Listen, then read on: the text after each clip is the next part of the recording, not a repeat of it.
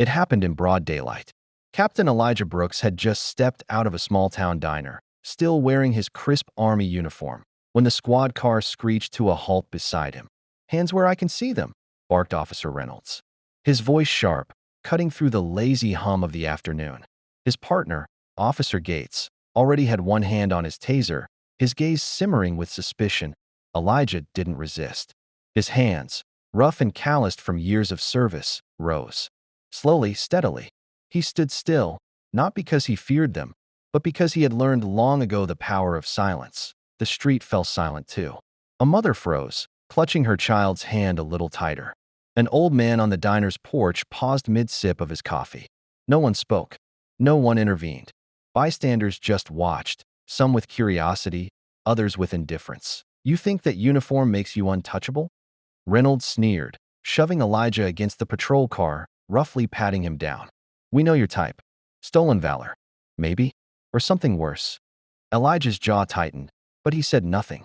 He knew their kind. Knew the weight of 1,000 assumptions pressed into their hands. His ID, still warm from his wallet, landed in Reynolds' palm. He glanced at it, then tossed it on the hood like trash. "Yeah, sure, Captain. You people always got stories." Elijah Brooks had stories. Too many. There were nights when he still tasted the desert sand in his throat, when the echo of distant gunfire snapped him awake, heart hammering like it was still out there, still in the fight.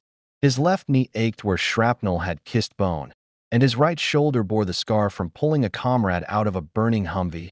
He had seen men break, had carried their weight, their memories, their folded flags. His own brother never came home. Elijah still polished the dog tags that once hung around his brother's neck, carrying them in his pocket like a quiet prayer that he returned to a country that lauded his uniform but sometimes recoiled at his skin. Elijah had learned to walk tall anyway, to carry the silence like armor. Now, as Reynolds cuffed his wrists with an unnecessary force, Elijah's calm didn't crack. The bystanders murmured, uneasy, but no one stepped forward. Some turned away. Some recorded, but through their screens. Detached, Reynolds smirked as he shoved Elijah into the back of the cruiser. "Bet you thought that uniform bought you respect." Elijah met his gaze through the rearview mirror.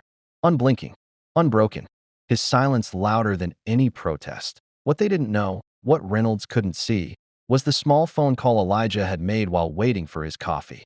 A simple, quiet check-in, a tradition among his unit. A call that had been answered by Colonel Davis, his commanding officer. A man who didn't tolerate disrespect toward his soldiers. Elijah's phone, still on the ground where it had fallen, buzzed once. Then again. Minutes later, another siren wailed, not from the local police, but from the approaching black SUVs that bore the emblem of military command. Colonel Davis stepped out, his presence filling the street with a weight that couldn't be ignored. He didn't yell. He didn't threaten. He simply handed Reynolds a folded paper. Orders. Charges. An immediate federal investigation. Reynolds' smirk faltered. His partner's hands began to tremble as the weight of their mistake settled in. The crowd, once silent, now stood taller, some removing their hats, others straightening their backs in belated respect.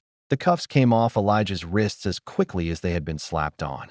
Reynolds opened his mouth, a flimsy apology stumbling on his tongue, but Elijah had already turned away.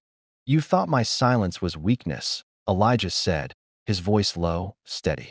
"But some men carry wars inside them. Some wars you'll never win." It was not loud. It didn't need to be. The street, the people, the weight of that moment, all heard it. The officers were relieved of duty on the spot. The story spread, rippling through news feeds, communities, and barracks alike. Not because Elijah shouted, not because he fought back, but because he stood, quietly, unshakably. "Respect isn't given because you wear a badge," Elijah once told a young recruit. "It's given because you know when to stand and when to stand still." As Elijah walked away, bystanders lowered their phones, realizing they had witnessed something rare. The quiet victory of a man who had nothing to prove but everything to carry. Behind him, the SUVs idled, the officers' careers crumbling like dust beneath their own misjudgments. Somewhere deep in Elijah's pocket, his brother's dog tags clinked softly, a sound only he could hear.